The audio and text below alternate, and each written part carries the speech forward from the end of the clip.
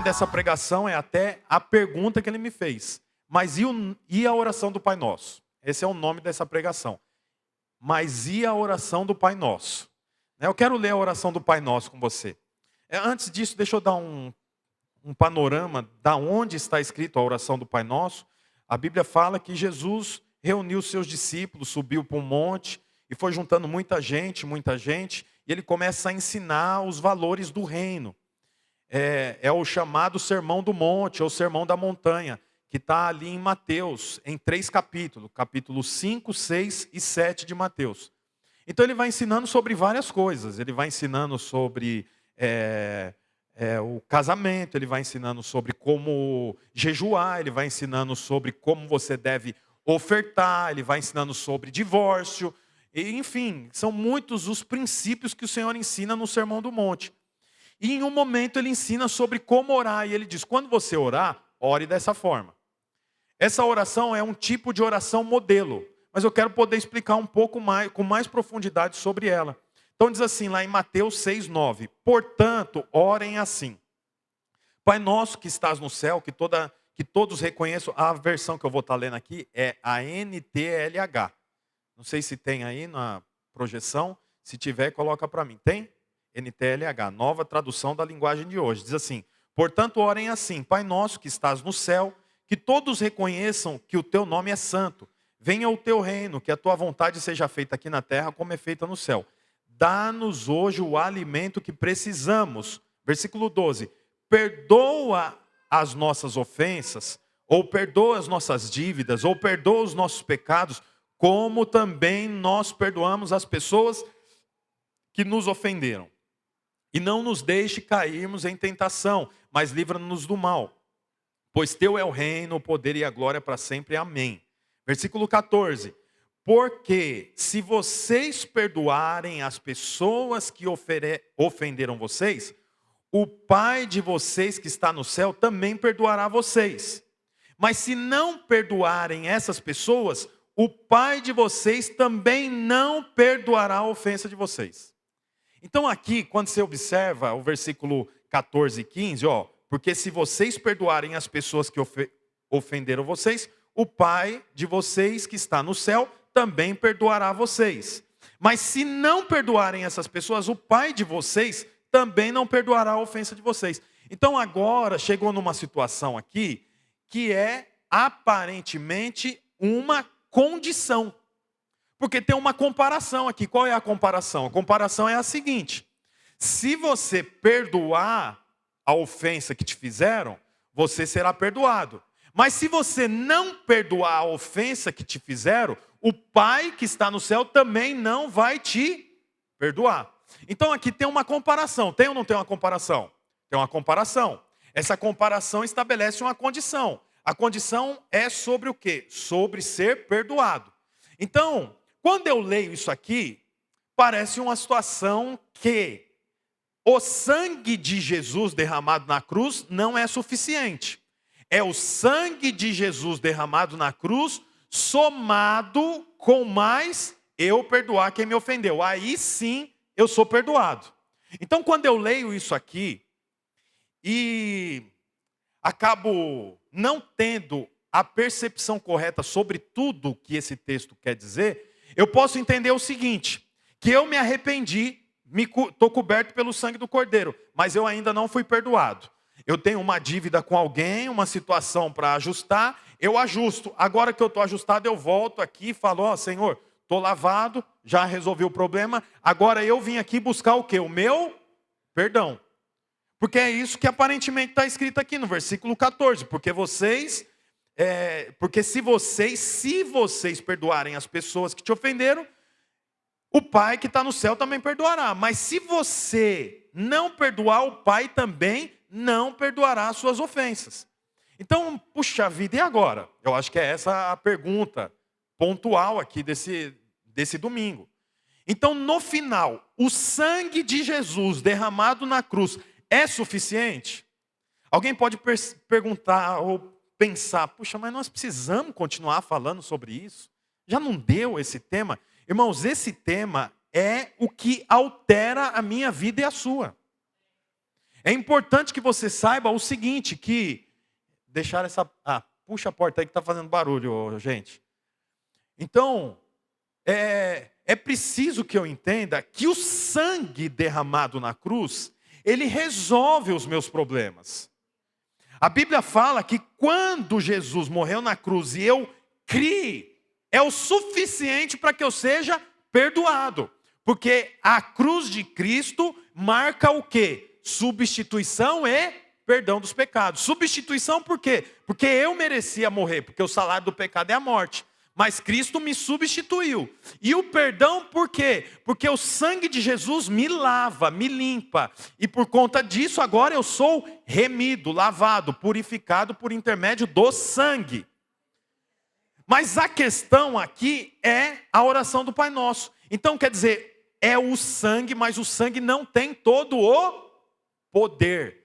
O poder está entre o sangue, mas eu liberar perdão para quem me ofendeu. Aí essas duas união faz com que eu seja perdoado. É isso que aparentemente parece.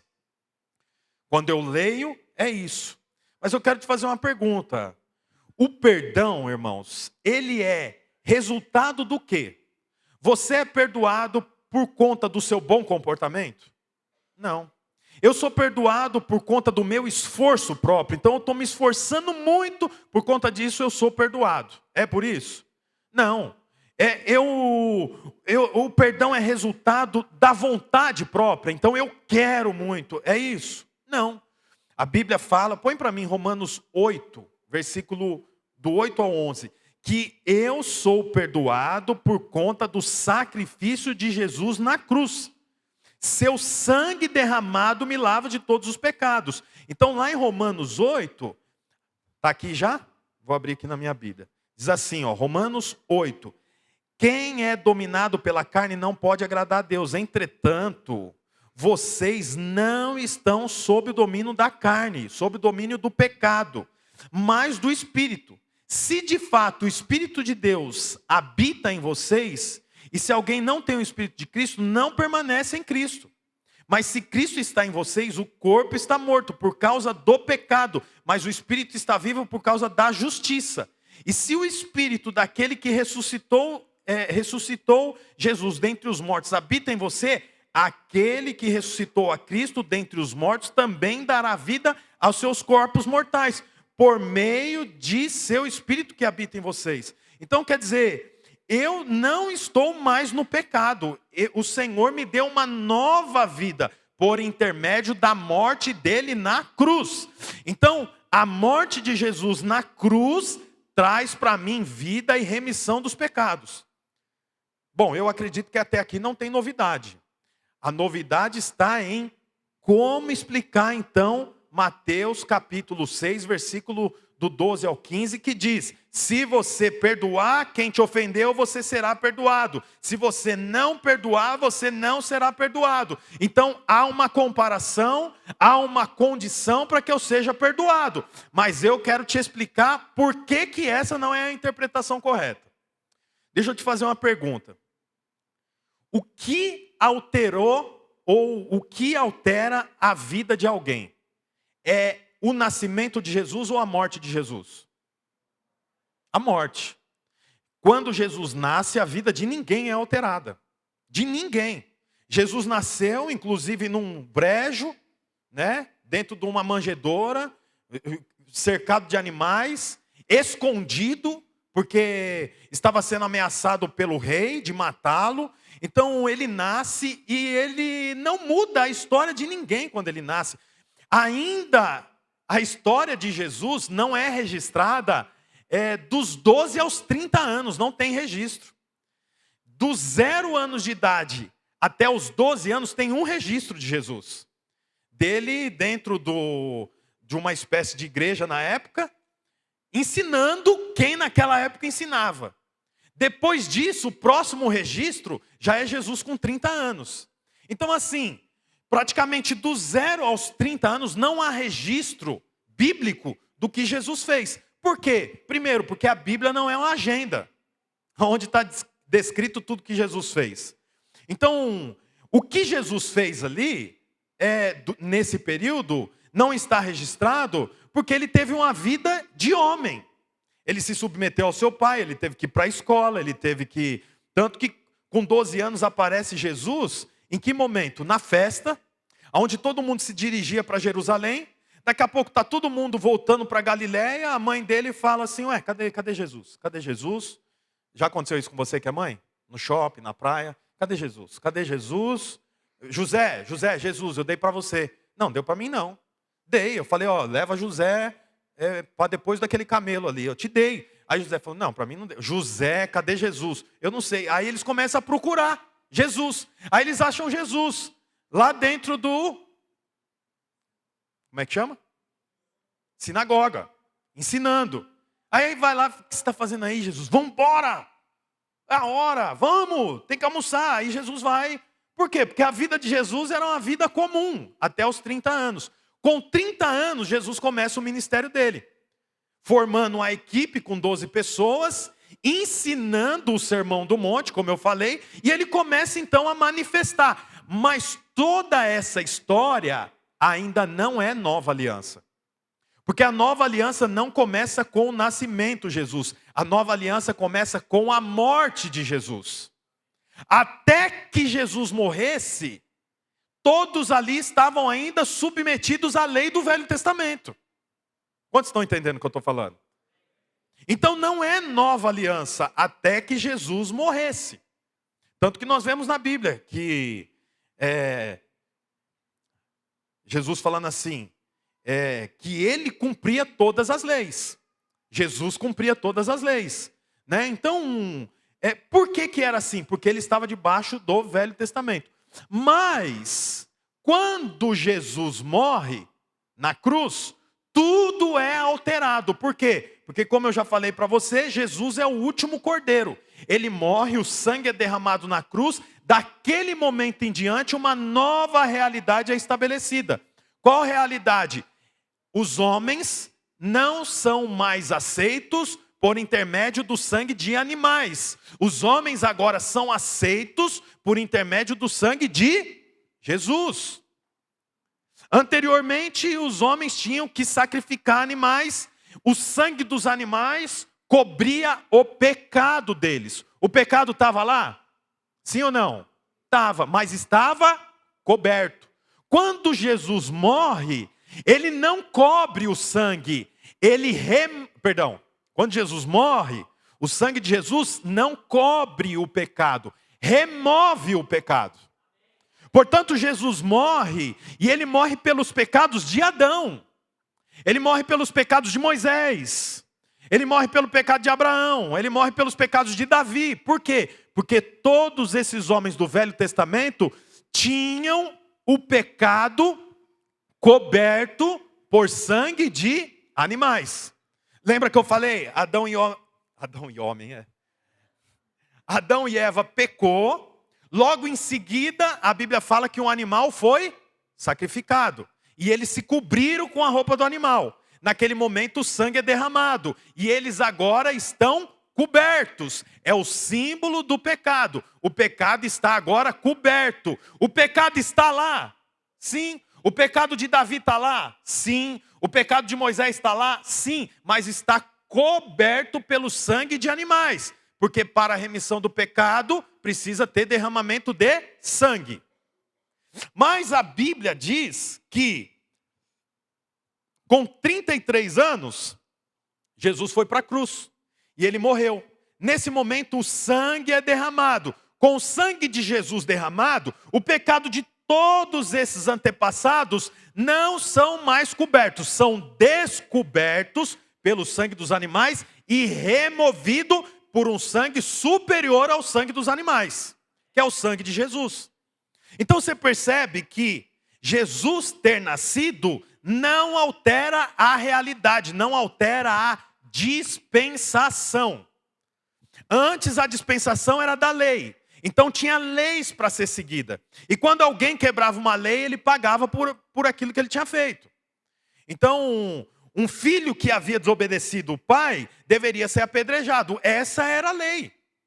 Uma mulher prostituta deveria ser apedrejada. Lembra? a Bíblia contando que a mulher foi pega no ato do adultério, estava todo mundo com pedra. Jesus falou, quem não tem pecado, atira a primeira pedra.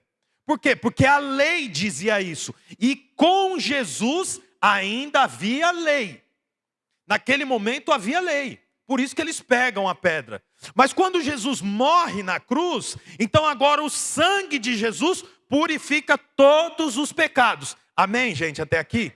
Até aqui eu já falei isso por diversas vezes, não é verdade? Só que nós repetimos para gravar. Agora a questão é o seguinte. A oração do Pai Nosso, que eu acabei de ler, está escrita em que momento? Antes ou depois da morte de Jesus? Antes. Portanto, se está escrita antes da morte de Jesus, ela ainda está submetida à lei e ao Velho Testamento. Então, na lei e no Velho Testamento havia condições para ser perdoado. Qual condições? Tinha uma lista de condições, como eu já exemplifiquei aqui também. Dependendo do pecado, era um tipo de animal que deveria morrer. Dependendo do pecado, era um tipo... Tinha um sacrifício que se chamava sacrifício de comunhão. Então, se eu estava em pecado, eu matava um animal por aquele pecado. Mas eu queria também sacrificar agora por um sacrifício de comunhão. Eu estava em pecado, resolvi o meu problema. Matou um animal, eu fui perdoado. Isso no Velho Testamento. Agora, eu quero sacrificar um animal de comunhão. Então a Bíblia fala que outro animal era morto. Esse animal morto era preparado, assado, frito, passado pelo fogo. E era o único sacrifício que o ofertante se alimentava junto com o sacerdote. Eles sentavam e comiam.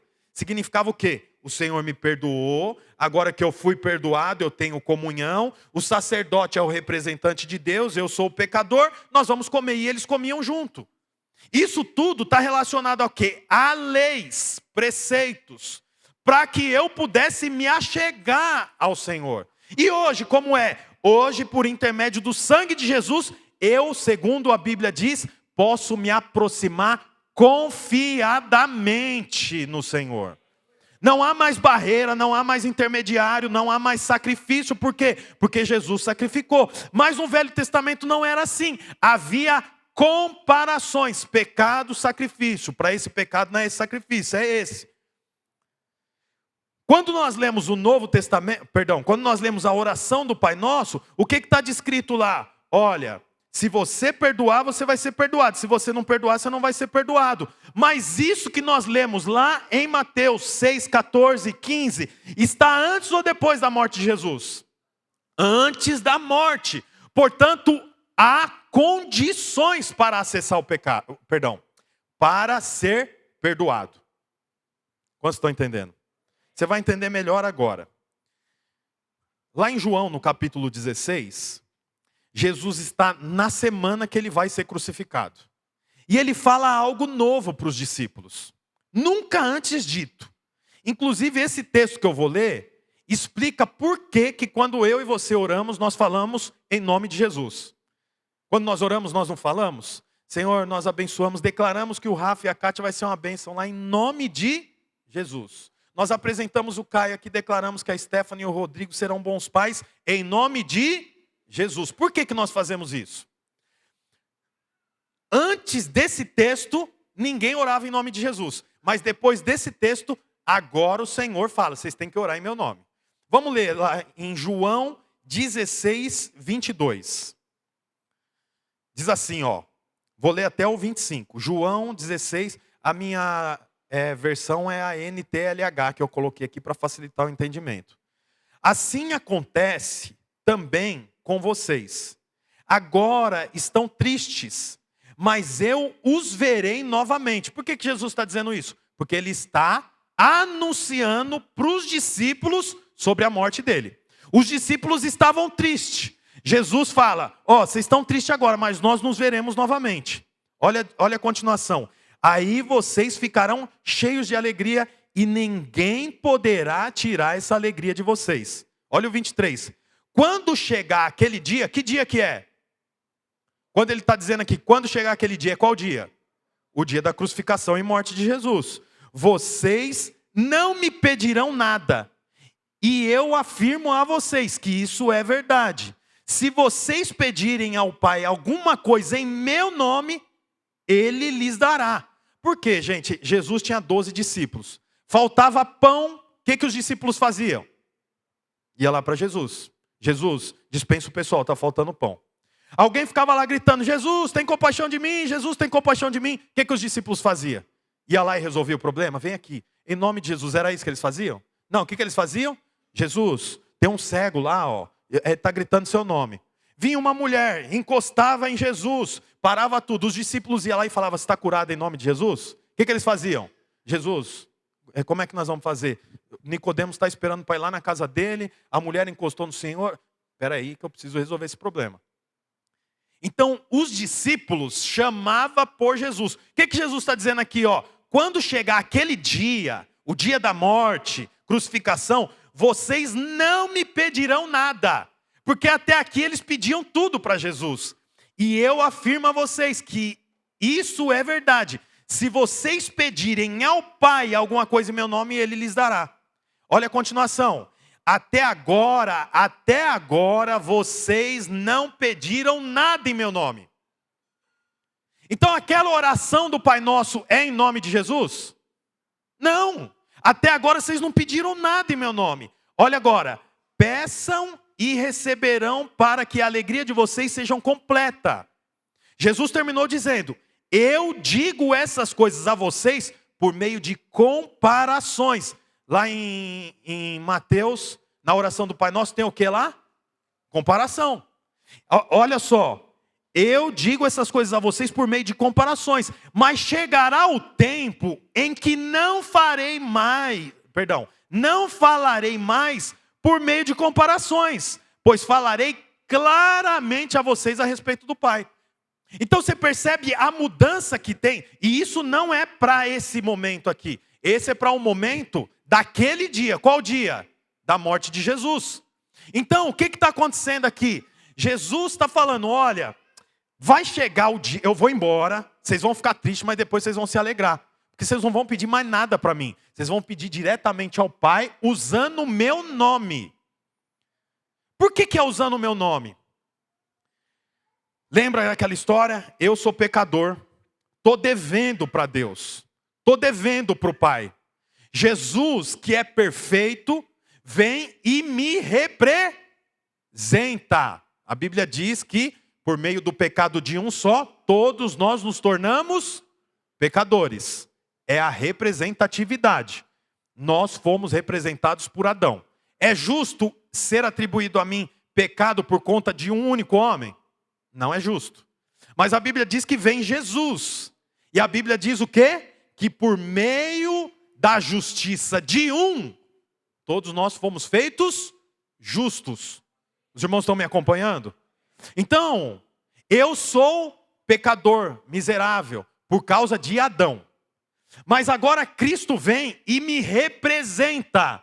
E morre, 3 dias ele vai até Deus, paga os meus pecados para que eu tenha vida.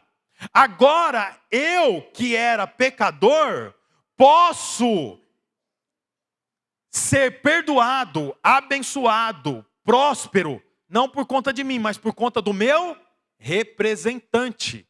Então, quando eu oro, eu não oro no nome de ninguém, eu oro no nome do meu representante. Porque o Senhor ouve a oração do justo, mas eu e você somos injustos, mas fomos justificados por meio de Cristo. Então, Jesus está falando, até aqui vocês não pediram nada em meu nome, mas daqui para frente, quando vocês orar, fala em meu nome. Por quê? Porque nessa semana ainda eu vou morrer na cruz, o sangue será derramado, vocês serão perdoados e eu sou o representante. Quando vocês pedirem alguma coisa, peçam em meu nome. Antes, ou seja, antes da morte, eu falava por meio de comparações. Mas hoje eu falo com vocês sem comparações, claramente. Então, irmãos, não sei se eu estou indo muito rápido. Vocês estão me entendendo? Porque isso aqui, gente, eu não sei se você já ouviu isso anteriormente. Mas isso aqui é cristianismo, é evangelho. Você sabe o que é evangelho? Boas notícias. Evangelho é boas notícias. Nós somos aqueles que trazemos boas notícias. Qual é a boa notícia? A boa notícia é: você é perdoado pelo sangue de Jesus, que é suficiente. Aquele texto que fala em comparação, se você perdoar, eu te perdoo, se você não perdoar, eu não te perdoo. É referente à velha aliança. Mas Jesus está anunciando para os discípulos: agora, quando vocês forem fazer a oração, faça em meu nome. Fala que é eu que estou falando para você falar. E eu não uso mais comparações, agora é genuíno. Fala claramente. Por que é importante você saber disso? Porque senão você que tem alguma situação, e todo mundo tem, irmãos, não deveria, mas muita gente tem, situações em aberto, você vai pensar: eu estou indo direto para o inferno. Estou indo direto para o inferno. Por quê? Porque eu tenho dificuldade para perdoar aquele meu tio que me abusou sexualmente. É uma dificuldade ou não é? Imagina, uma criança que foi abusada pelo tio.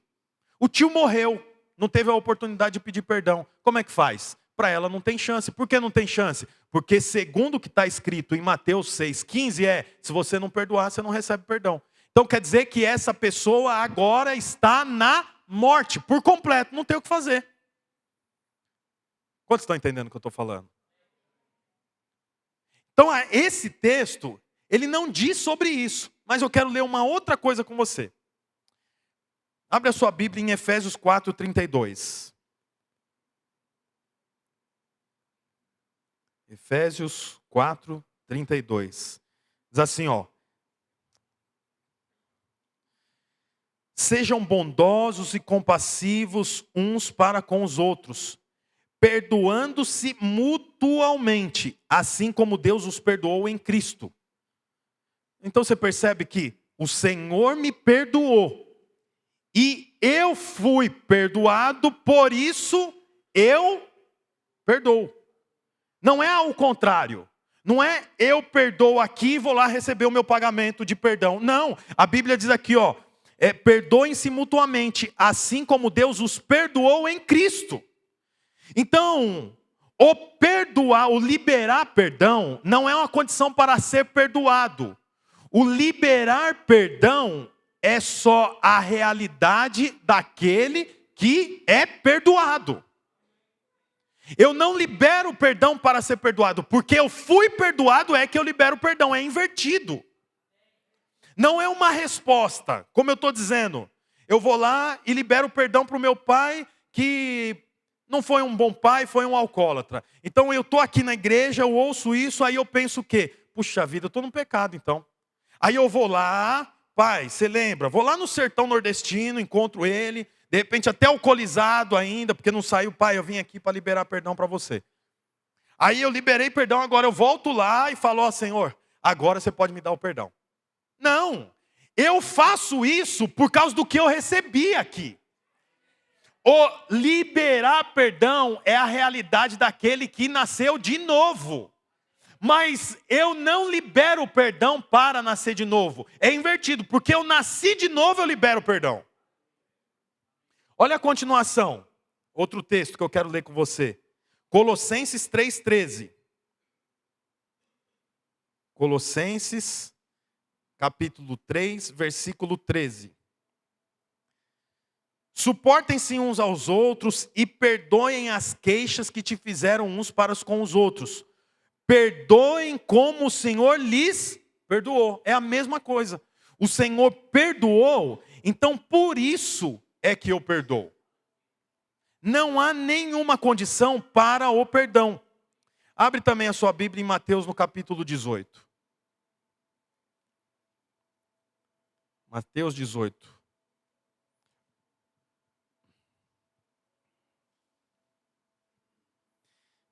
Versículo 21.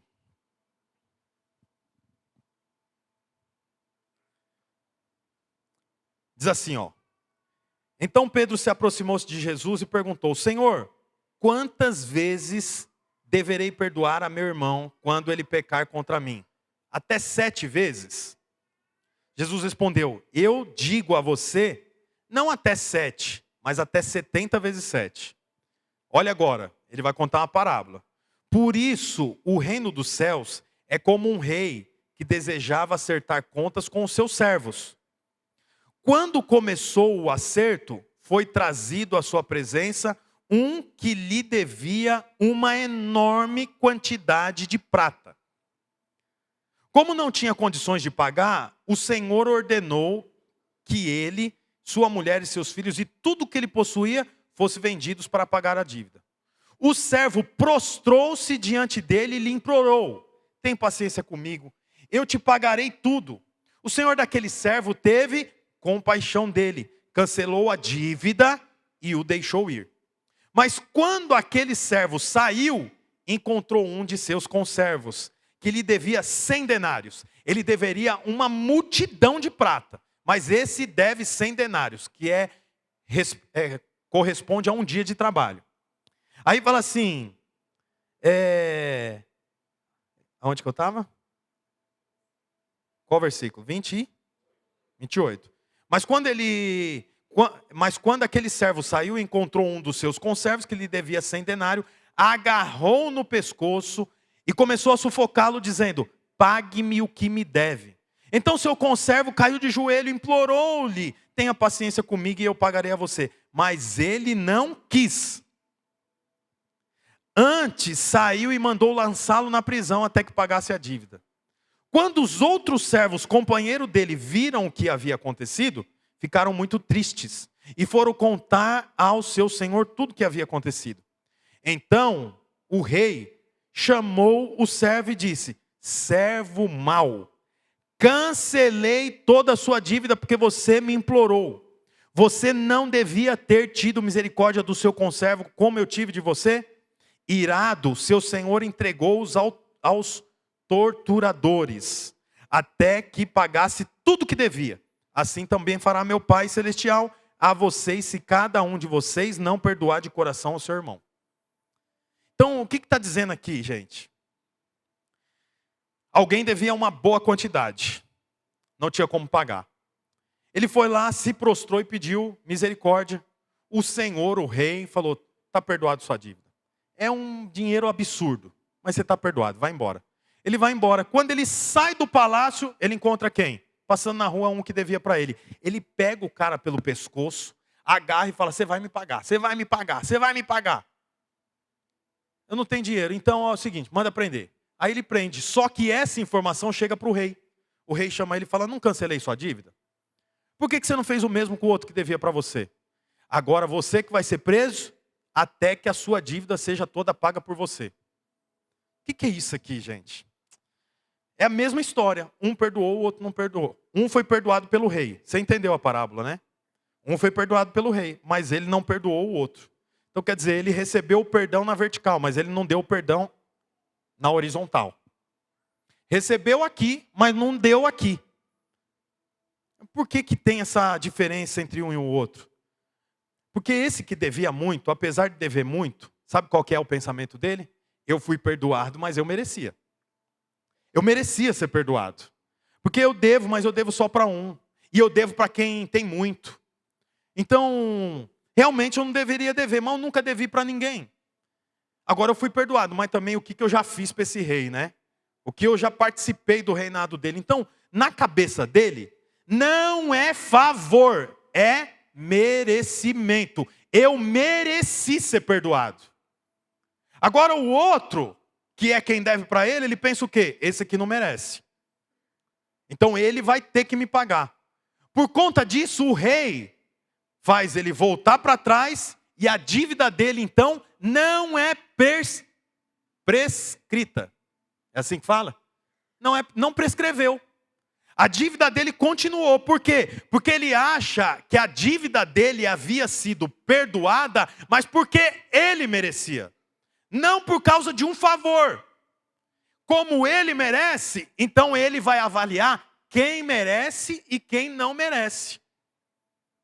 Então, no final, ele voltou para a prisão e teve que pagar. A dívida dele não foi cancelada. Deixa eu te falar uma coisa.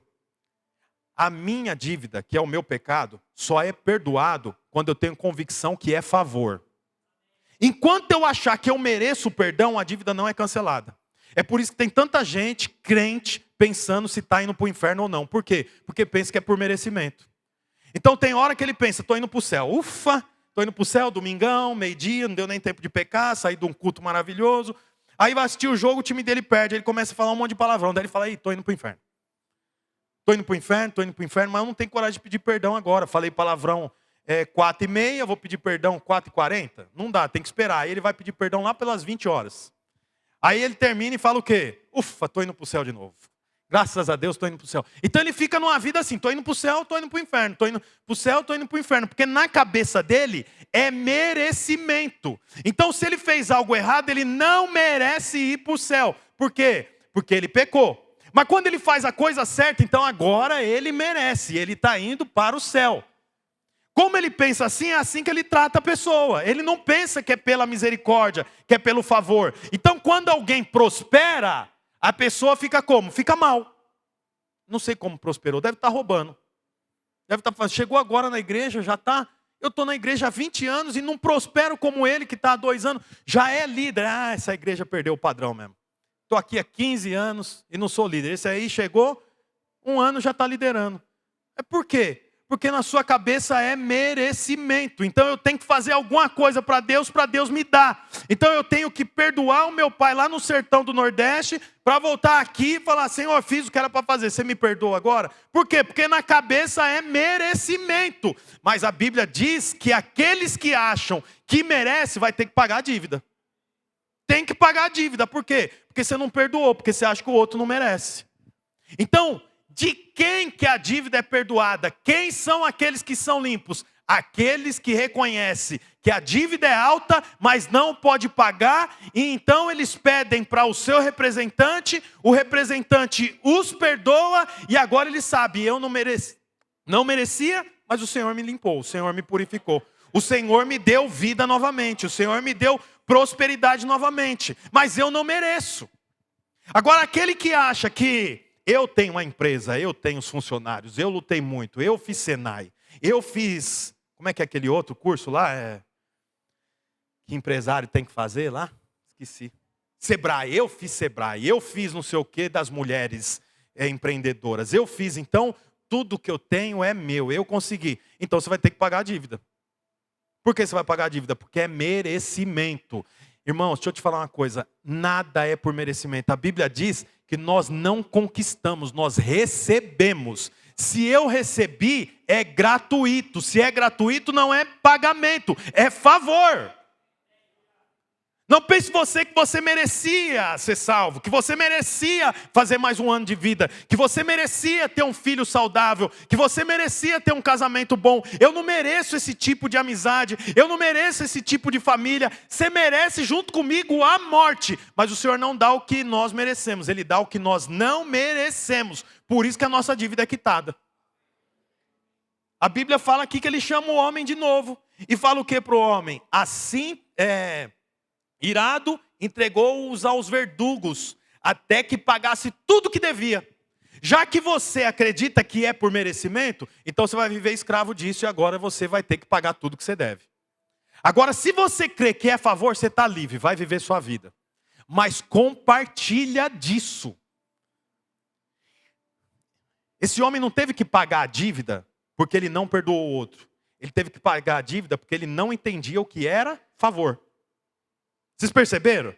Não é que o rei chamou ele e falou assim, já que você não perdoou, você vai ter que pagar a sua dívida. Não é isso. É porque ele não teve a interpretação correta de que o rei estava fazendo, ele não merecia receber, era a favor. Ele não tinha isso.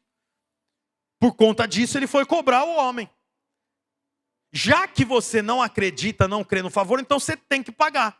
Mas se eu creio no favor, então eu multiplico o favor que eu recebo. Eu compartilho, eu libero o perdão, não é porque eu quero, não é porque eu gosto, não é nem porque eu preciso, é porque eu creio no favor. Tudo que eu tenho é porque eu sou favorecido, não é porque eu mereço. Mas isso muda completamente o formato da vida, gente. Se eu creio que tudo que eu tenho é favor de Deus. Então tudo que eu tenho é de Deus. é dele, os meus filhos é dele, a minha vida é dele, a minha profissão é dele, a minha empresa é dele, o meu dom é dele, o meu talento é dele, porque tudo que eu tenho é favor. Como eu sei disso, então eu sou gracioso e libero perdão. Perdoo o meu pai, perdoo o meu irmão, perdoo o meu amigo, perdoo o meu primo, libero perdão. A pessoa segue a vida dela. Não para receber, mas porque eu já recebi. Quantos irmãos estão entendendo? Você consegue, eu não sei se você consegue ter percepção do quanto que isso muda a vida de alguém. Muda o futuro das pessoas. Muda a forma de ver a Deus. Muda a vida cristã. Porque se você crê que é por merecimento, então você é funcionário. Ou perdão, se você não crê que é por merecimento, então você é funcionário. Funcionário no final do mês quer pagamento. Ninguém recebe o salário do patrão e fala obrigado. Eu dei o meu trabalho, recebo o meu pagamento. Agora, se você crê que é favor, você não espera pagamento. Mas o Senhor te retribui. Por quê? Porque Ele é um Deus que dá aos seus amados, que abençoa os seus filhos. Você crê nisso, irmãos? Fica de pé no seu lugar, por favor. Olá, você acabou de escutar mais uma de nossas pregações. Eu quero aproveitar e te fazer um convite para que você venha aqui nos conhecer pessoalmente em um dos nossos cultos. Também aproveite e nos siga nas redes sociais para mais informações. Deus abençoe e até mais.